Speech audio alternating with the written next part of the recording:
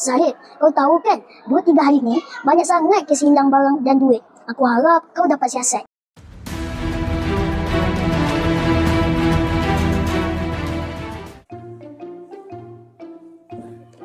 Oh, bestnya!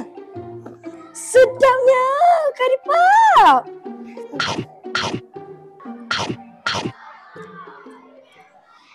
Wah, sedap makan hari ni. Rasanya kantin tak ada jual benda ni kot. Mana kau dapat? Aku pada rumah lah, mak aku bagi.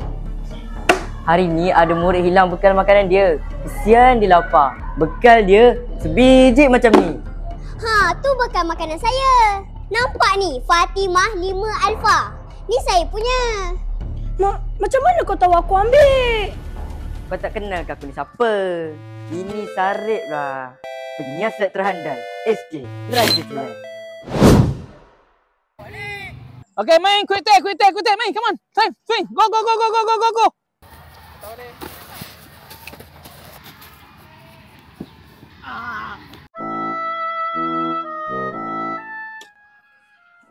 Razlan.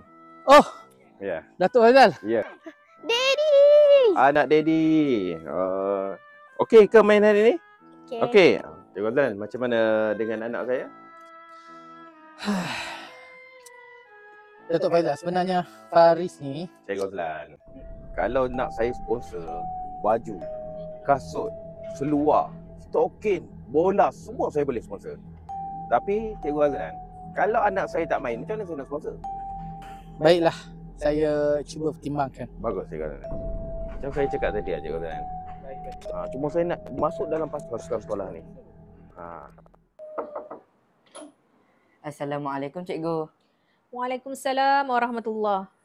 Cikgu, saya ada soalan. Kalau ada orang tu dia nak bagi sumbangan tapi bersyarat, boleh ke cikgu? Tak boleh lah macam tu. Tu dah ada kira rasuah tu. Mereka yang melakukan kesalahan memberi suapan serta salah guna kuasa boleh didakwa di bawah Akta SPRM 2009. Dan jika didapati bersalah, boleh dikenakan hukuman penjara maksimum 20 tahun. Dan denda tu tak kurang dari 5 kali ganda nilai suapan atau RM10,000 mengikut mana-mana yang lebih tinggi. Kenapa? Ada apa-apa yang cikgu kena tahu ke? Tak ada apa-apa lah cikgu. Saya minta izin pergi dulu ya. Yelah. Pergilah. Cikgu. Okey, jersey baru kita. Okey. Cantik baju cikgu. Cantik. Alhamdulillah. Ada parents yang taja kita. Okey, kita dapat baju baru, dapat bola baru. Semua cantik-cantik. Alhamdulillah. Oh.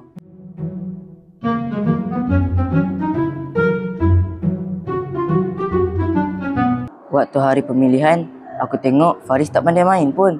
Ramai lagi yang lebih layak daripada Faris. Takkan juga Azlan tak pandai menilai siapa yang lebih layak atau tak.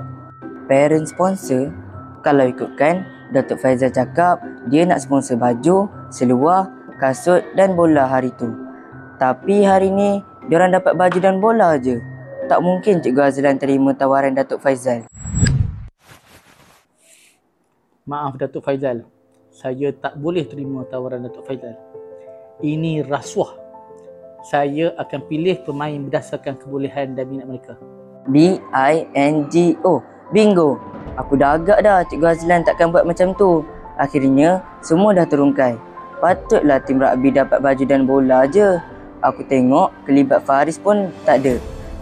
Rupanya memang betul ada parent lain yang sponsor seikhlas hati. Datuk Faizal pula ditahan pihak berkuasa kerana pernah memberikan rasuah untuk mendapat projek jambatan di Sungai Kinta. Saya tak terlibat rasuah. Sila ikut saya ke balai. Mana? Saya tak bersalah. Sila ikut saya ke balai. Nasibnya buruk kerana orang yang menerima rasuah tersebut merupakan pegawai SPRM yang sedang menyamar. Kesian. Mana boleh cik buat macam ni kat saya cik? Saya tak buat, tak ambil rasuah cik. Ingat je semua, integriti diamalkan, rasuah dihapuskan.